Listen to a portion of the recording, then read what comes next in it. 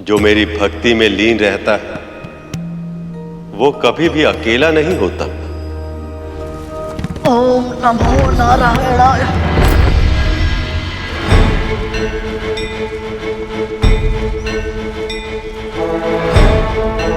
ओम नमो नारायणाय। ओम नमो नारायणाय। ओम नमो नारायणाय। ओम नमो नारायणाय। इस पक्षी ने ये विशाल पर्वत उठा तो लिया, किंतु क्षीर सागर तक नहीं पहुंच पाएगा ये।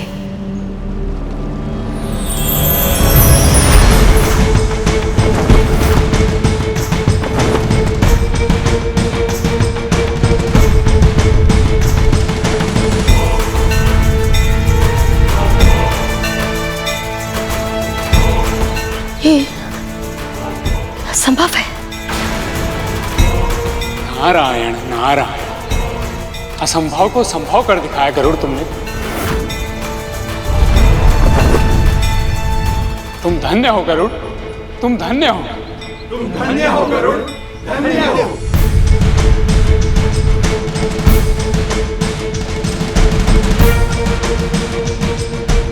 अति उत्तम, अति उत्तम पुत्र।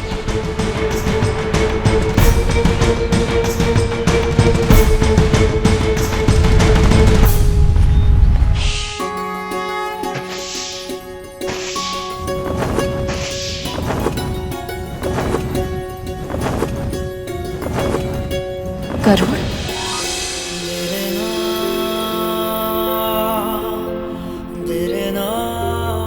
आज मुझे ऐसी अद्भुत प्रसन्नता क्यों हो रही है, जैसी आज से पहले कभी नहीं हुई।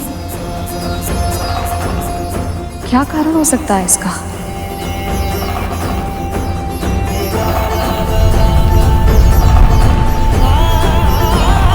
जिस मंदराचल पर्वत को उठाने की कल्पना तक नहीं की जा सकती थी, उस पर्वत को उड़ा कर ले गया ये। लगता है कि बाल खिले ऋषियों का आशीर्वाद फल गया है इसे। सच में एक सहस्त्र इंद्र की शक्ति है इसमें।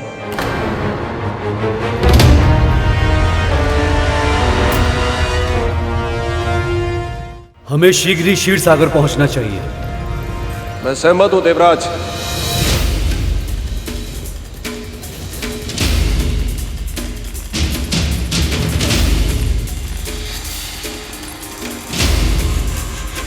आज सब उस गरुड़ के गीत गा रहे हैं, यहां तक कि इंद्र और असुर सम्राट बलि भी उसकी प्रशंसा करने पर विवश हो गए। कहते हैं सुख बांटने से बढ़ता है और दुख बांटने से कम होता है। आज सबकी दृष्टि में गरुड़ की प्रशंसा देखकर जो दुख हमें हो रहा है वही दुख क्यों ना हम उसके स्वामिनी के साथ भी बांटे तो कैसा रहेगा? वाह, क्या सुझाव दिया है मां। हो सकता है वो इस दास को नियंत्रित करने का कोई मार्ग दिखाए।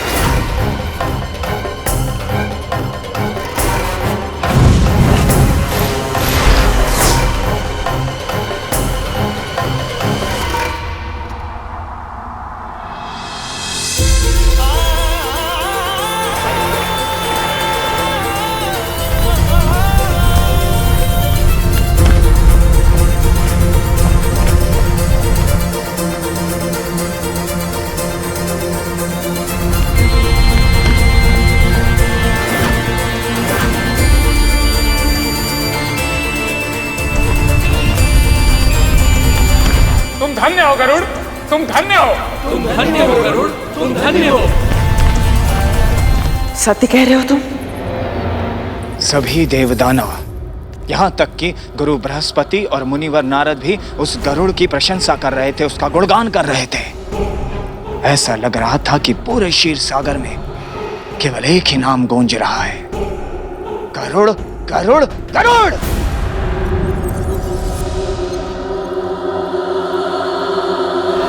मेरे छोटे से पुत्र ने इतना विशाल मंदराचल पर्वत उठा लिया, वो भी अकेले।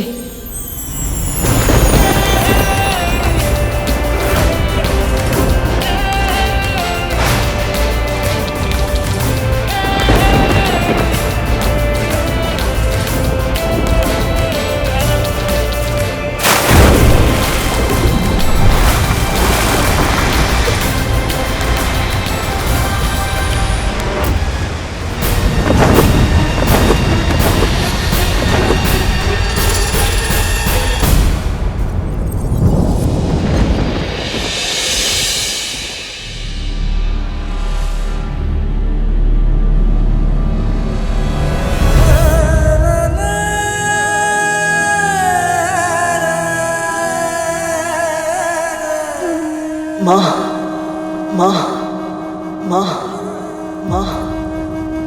गरुड़,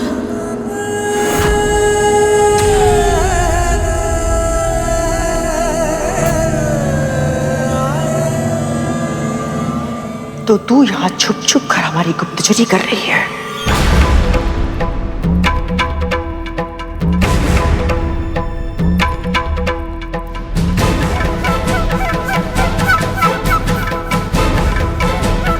गुप्तचरी? नहीं महारानी, मैं तो आपके लिए ये कुछ फल लाई थी। बस,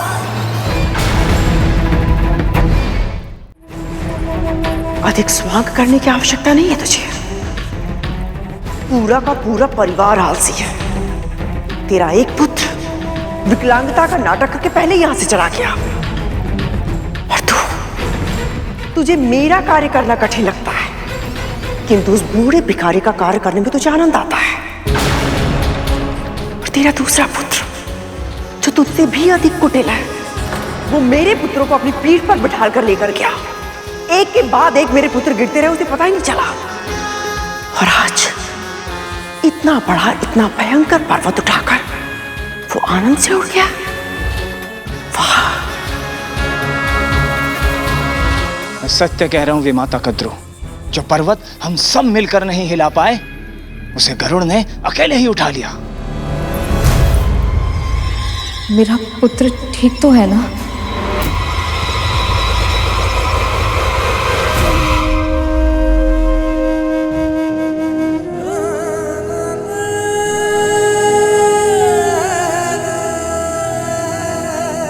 पुत्र, क्या हुआ? तुम ठीक तो हो? पुत्र, आज तुमने बहुत ही बड़ा और महत्वपूर्ण कार्य किया है कि अब तुम्हारी महिमा युगों युगों तक गाई जाएगी।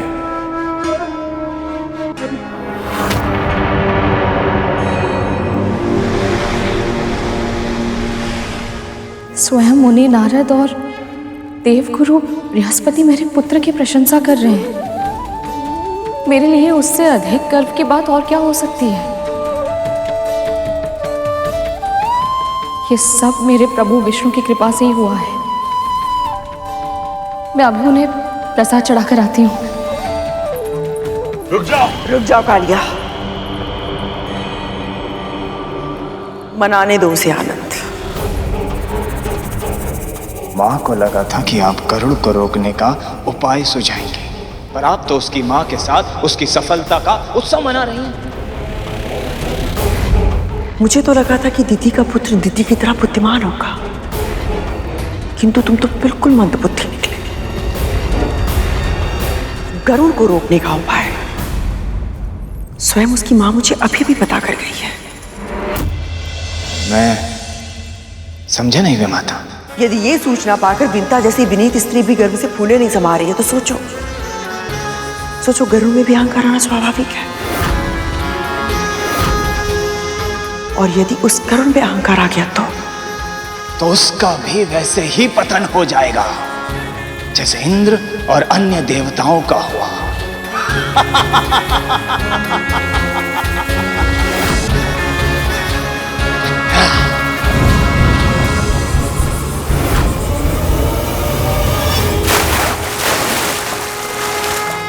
नहीं मुनिवर, ये कार्य तो कैसे पूरा हुआ पता ही नहीं चला, बस सब अपने आप हो गया। इतने भी अधिक विनीत बनने की आवश्यकता नहीं है गरुड़। जो पर्वत हम सब देव और दानव एक साथ मिलकर भी नहीं उठा पाए, उसे तुमने अकेले उठा लिया। तुमने आज तुमने अपने शत्रुओं को अपनी योग्यता से जीत लिया है। इसको किस उद्देश्य से भेजा था और ये कर क्या रहा है? यदि तुम आज ये असंभव कार्य नहीं कर पाते, मंद्राचल पर्वत को उठाकर यहां तक नहीं ला पाते, तो समुद्र मंथन प्रारंभ ही नहीं हो पाता।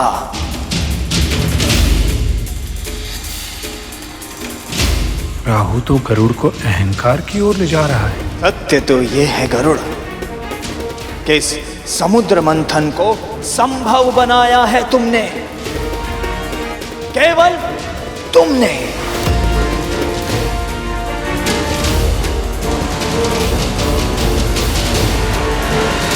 तुम्हारी जितनी भी प्रशंसा की जाए उतनी कम है।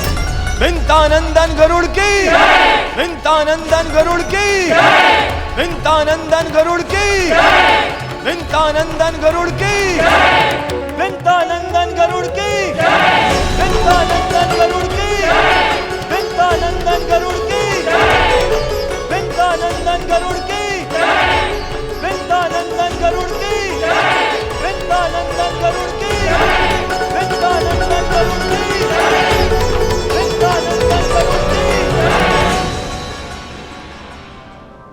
ये क्या हुआ प्रभु?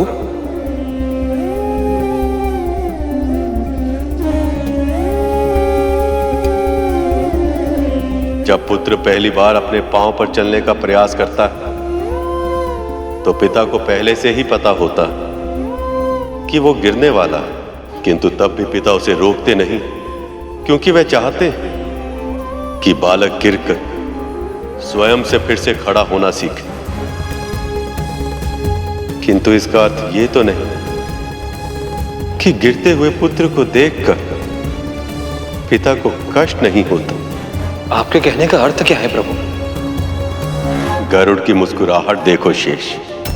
विंतानंदन गरुड़ की जय। जब तक इसके मन में भक्ति थी, ये भावना थी कि जो कुछ भी हो रहा वो पर ब्रह्म के कारण हो रहा, तब तक इसकी आंखों में विनम्रता थी, मुस्कुराहट में मधुरता थी।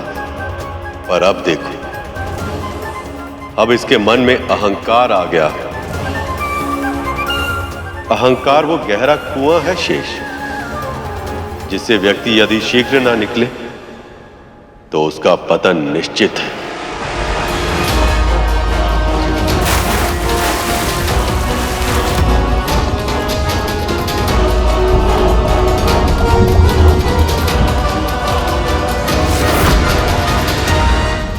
क्या हुआ? ये सब ऐसे शांत क्यों हो?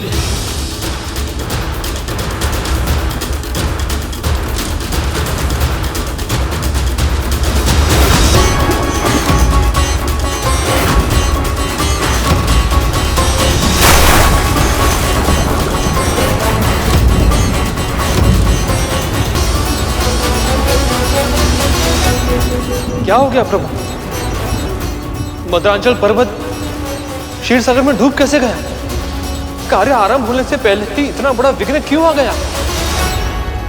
विघ्न तो आना ही था शेष, क्योंकि अहंकार में डूबे देव और दानवों से एक बहुत बड़ी भूल हो गई। नारद भी मेरी व्यथा के कारण चिंतित थे, उन्हें भी ध्यान नहीं रहा और अनर्थ हो गया। कैसा अनर्थ प्रभु? ऐसी कौन सी भूल हो गई जिसका किसी को भी ध्यान नहीं रहा? बताइए मुनिवर, हमसे ऐसी कौन सी भूल हो गई? उस भूल को सुधारने के लिए जो आवश्यक होगा मैं करूंगा। किसी भी अनुष्ठान को करने से पहले प्रभु श्री गणेश का ध्यान अवश्य करना चाहिए करूं। उनकी प्रार्थना किए बिना यदि कोई भी कार्य प्रारंभ किया जाए तो विघ्न आना तो निश्चित है।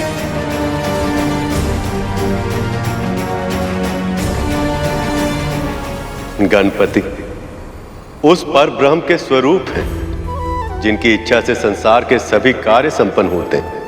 एक देह में रीढ़ के आधार से लेकर शीश तक 7 चक्र होते हैं। सबसे पहला चक्र है मूलाधार। जब तक मूलाधार चक्र नहीं खुलता, ना तो कुंडलिनी जागृत हो सकती है और ना ही अन्य चक्र खुल सकते हैं। श्री गणेश इस मूलाधार चक्र के स्वामी, वो ही इसे नियंत्रित करते हैं। इसीलिए किसी भी शुभ कार्य के आरंभ में सबसे पहले श्री गणेश का ध्यान किया जाता है। शेष जब तक वो देवों और दानवों को अपना आशीर्वाद नहीं दे देते, इस समस्या का समाधान संभव नहीं है।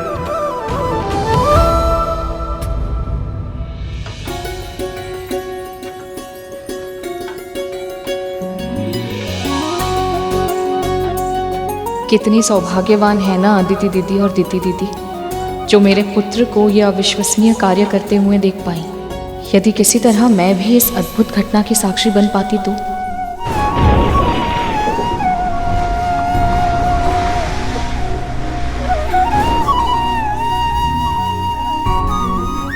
हे प्रभु, आपने मुझे इस कार्य के योग्य समझकर यह अवसर देकर मुझे धन्य बना दिया। धन्यवाद प्रभु।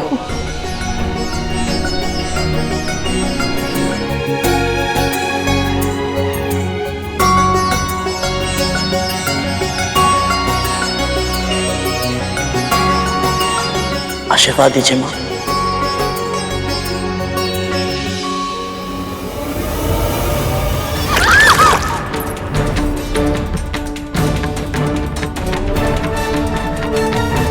यदि मां को पता चला कि इस भूल के कारण इतना शुभ, इतना आवश्यक अनुष्ठान पूरा नहीं हो पाया, परम पिता और माता लक्ष्मी का मिलन नहीं हो पाया, तो उन्हें कितना कष्ट होगा। वायु, अग्नि, तुम दोनों का साहस भी कैसे हुआ सेनापति वज्रांग से तर्क वितर्क करने का? क्यों? वायु ने क्या असत्य कहा? क्या तुम असुरों के लिए गणपति पूजनीय नहीं है? परंतु उन्हें निमंत्रित करने का, उनका पूजा करने का प्रमुख दायित्व तो तुम देवताओं का था, हमारा नहीं, जिसे तुमने नहीं निभाया। तो जाओ।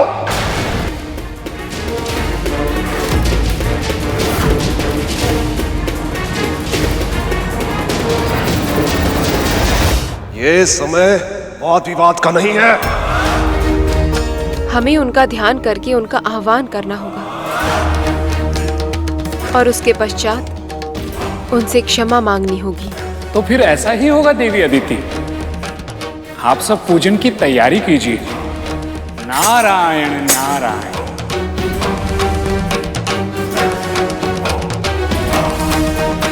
इस पूजा को सफल होना ही होगा। किसी भी मूल्य पर प्रभु गणेश को मनाना ही होगा हमें।